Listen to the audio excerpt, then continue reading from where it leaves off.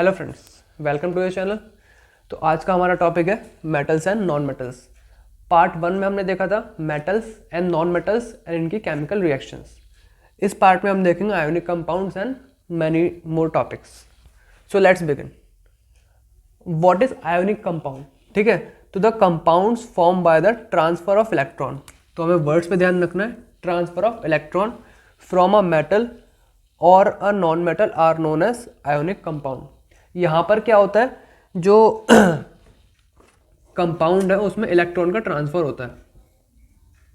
ठीक है, for example यहाँ पे हमारे पास सोडियम है। सोडियम के पास +1 है। +1 का मतलब होता है इसके पास एक इलेक्ट्रॉन की कमी है। एंड क्लोरीन पे -1, इट मीन्स यहाँ पे एक इलेक्ट्रॉन एक्स्ट्रा है। ठीक है, या ये एक इलेक्ट्रॉन डोनेट कर सकती है और ये एक इलेक्ट्रॉन को रिसीव कर सकता है। तो इन दोनों में क्या होगा, इलेक्ट्रॉन का ट्रांसफर हो जाएगा। मतलब क्लोरीन जो है Na को अपना इलेक्ट्रॉन दे देगा, बट कंडीशन ये होगी दोनों को साथ में रहना पड़ेगा। तो ये क्या बना लेंगे, NaCl।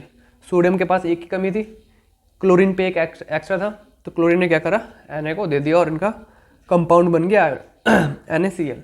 और इसी कंपाउंड को हम बोलेंगे आयोनिक कंपाउंड। ठीक है, तो अगेन देखते, the compound form by the transfer of electron from a metal और a non metal are known as ionic compound. इनको हम बोलते हैं इलेक्ट्रोवेलेंट कंपाउंड, क्योंकि इसमें इलेक्ट्रॉन का ट्रांसफर होता है। That's why they are called electrovalent compounds. तो एग्जांपल हो गए इनके NaCl एंड NH4Cl। ओके, सो अब देखते हैं आयोनिक कंपाउंड्स की प्रॉपर्टीज। ठीक है, तो प्रॉपर्टीज सबसे पहले these are solids and hard.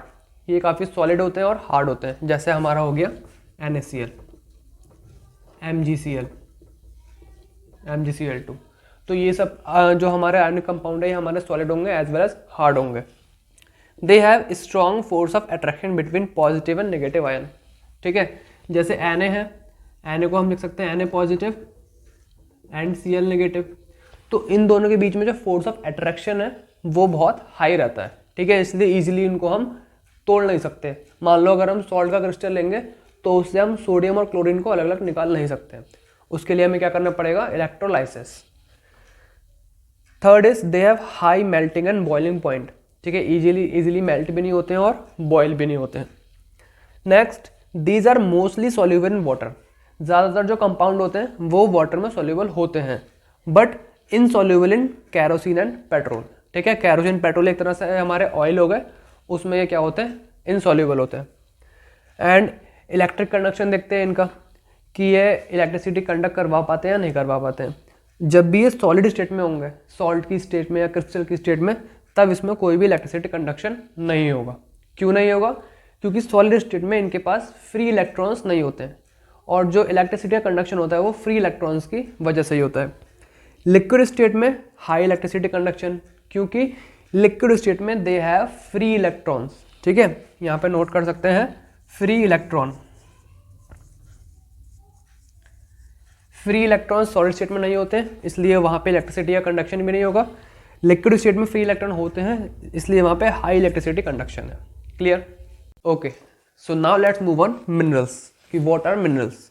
The elements और कंपाउंड्स विच अकर नेचुरली। ठीक है, इसमें की टर्म है occur naturally in the earth's crust are known as minerals. ठीक है, जो भी एलिमेंट या कंपाउंड हमें नेचुरली मिलते हैं अर्थ की क्रस्ट में, जिनको हम लेबोरेटरी में प्रोड्यूस नहीं करते, वो होते हैं हमारे मिनरल्स। मिनरल्स, अब वो मिनरल्स जिनको हम प्रॉफिटेबली एक्सट्रैक्ट कर सकते हैं। अब मान लो कोई ऐसे सब्सटेंस है जिसमें मिनरल तो है, मान लो आयरन है उसमें, लेकिन आयरन हमें मिल रहा है 20 रुपये का, बट उसे निकालने में कॉस्ट लग रही है हमारी 200 रुपये या 40 भी लग रही है, तो वो तो प्रॉफिटेबल नहीं है। अब मान लो कोई ऐसा सब्सटेंस है जिसमें से हम गोल्ड को निकाल सकते हैं, और कॉस्ट भी गोल्ड को निकालने में मान लो 2000 का गोल्ड है, 100 रुपये में, 200 रुपये में या 1000 में भी हम उसको एक्सट्रैक्ट कर सकते हैं। मतलब उससे हम प्रॉफिट जनरेट कर सकते हैं, तो उनको हम बोलेंगे ओर्स। ठीक है, तो इससे हम क्या कह सकते हैं, all elements can be minerals which occur naturally in the earth crust, but सारे मिनरल्स हमारे और नहीं हो सकते। और सिर्फ वही होंगे जो प्रॉफिटेबली हम एक्सट्रैक्ट कर सकते हैं। ठीक है, तो minerals which can be profitably extracted, profit include होना है उसमें। Example gold. गोल्ड हमारा फ्री स्टेट में रहता है, गोल्ड को निकालने के लिए हमें ज़्यादा मेहनत नहीं करनी पड़ती है, उसकी माइंस वगैरह होती हैं, जैसे आपने KGF में देखा होगा, KGF की फुल फॉर्म क्या है? कोलार गोल्ड फील्ड, ठीक है, कर्नाटका में जो कोलार की गोल्ड फील्ड है उसके ऊपर ये मूवी है। तो वहाँ पे हमें गोल्ड निकालने में इतनी दिक्कत नहीं आती है। लीगल हर्डल होते हैं वो बात अलग है, बट वैसे अगर हम माइंस में से गोल्ड को निकालेंगे तो वो प्रॉफिटेबल है। कॉपर सिल्वर जो होते हैं वो कंबाइंड स्टेट में होते हैं, ठीक है, मतलब ये सल्फर के साथ या ऑक्साइड के साथ कंबाइंड होते हैं, इनको भी हम प्रॉफिटेबली एक्सट्रैक्ट कर सकते हैं। तो ये सब क्या आ जाएंगे हमारे ओर्स में। ऑलराइट, तो ओर्स के हमारे स्टेप बाय स्टेप प्रोसेस है, ठीक है। सबसे पहले हम ओर को एक्सट्रैक्ट करेंगे। एक्सट्रैक्ट के लिए हम क्या कर सकते हैं? मेटल वाइज डिपेंड करेगा किस टाइप का मेटल है, ठीक है, मेटल की रिएक्टिविटी क्या है। अगर मेटल हाईली रिएक्टिव है उसके लिए अलग प्रोसेस होगा, अगर मेटल मीडियम रिएक्टिविटी का है उसके लिए अलग प्रोसेस होगा, और मेटल लो रिएक्टिविटी के है उसके लिए अलग प्रोसेस होगा। रिएक्टिविटी के लिए हम रेफर करते हैं कैसे? रिएक्टिविटी सीरीज को, ठीक है। तो जैसे अगर हमारे मेटल्स हैं हाई रिएक्टिविटी के, जैसे हमारा पोटेशियम हो गया, सोडियम हो गया, ये सब काफ़ी हाई रिएक्टिव मेटल्स होते हैं, तो इनको हम करते हैं इलेक्ट्रोलाइसिस के थ्रू सेपरेट, ठीक है, या एक्सट्रैक्ट कह सकते हैं। कि जैसे अभी हमने देखा था आयनिक कंपाउंड, आयनिक कंपाउंड को हम इजीली ब्रेक नहीं कर सकते because they have strong force of attraction. तो इसी फोर्स ऑफ अट्रैक्शन को ब्रेक करने के लिए वी यूज इलेक्ट्रोलाइसिस। इसमें क्या होता है? हमारी एनोड होती है, कैथोड होती है, ठीक है। तो हम सॉल्यूशन को डालते हैं, सॉल्यूशन को डालने के बाद जब हम इलेक्ट्रिसिटी कंडक्ट करवाते हैं तो जो भी हमारा मेटल होता है वो कैथोड पे अट्रैक्ट होता है, और बाकी जो इम्प्योरिटीज होती हैं वो हमारी एनोड पर आ जाती हैं। Is that clear? तो इससे हमें बिल्कुल pure metal at cathode side मिलता है, ठीक है, कैथोड साइड।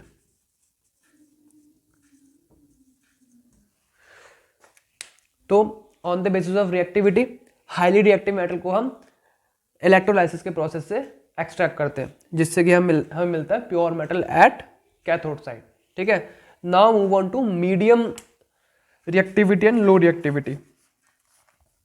तो मीडियम वाले हमारे टू टाइप के और होंगे, कार्बोनेट और sulphide.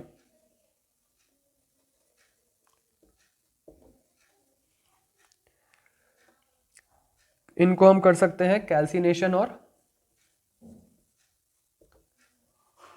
Roasting,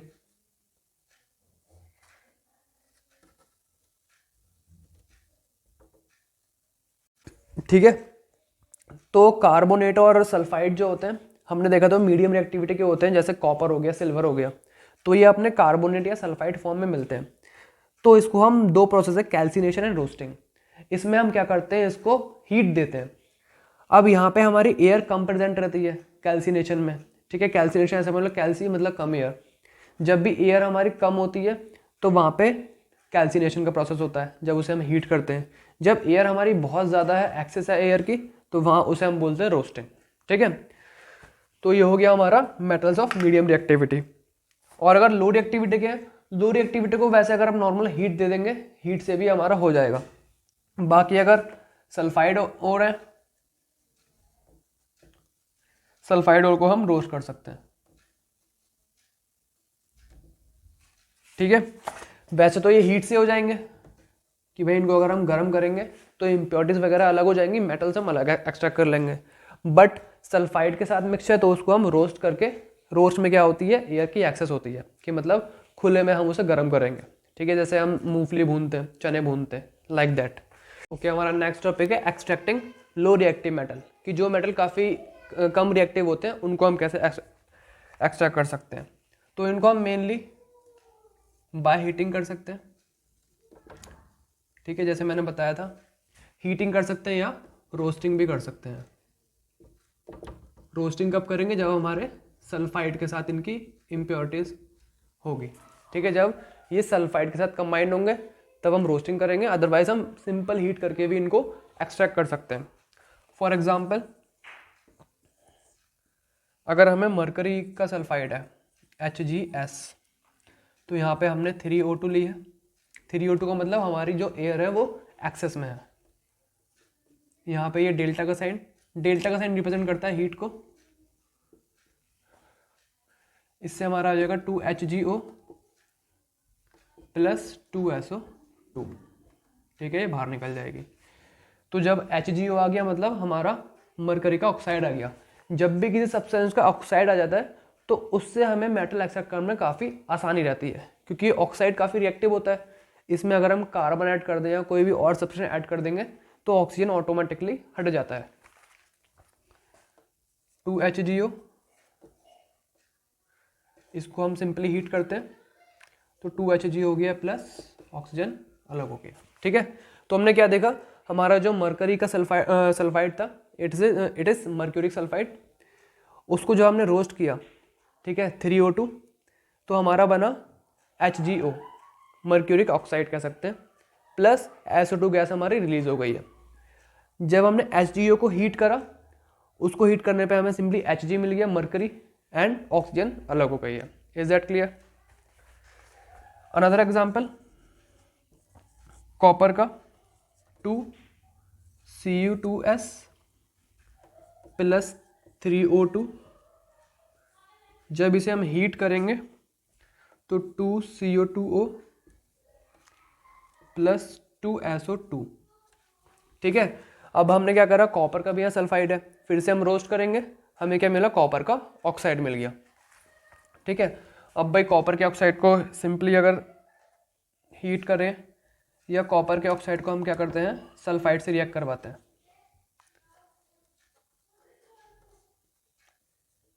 6Cu plus SO2। Note down the reactions.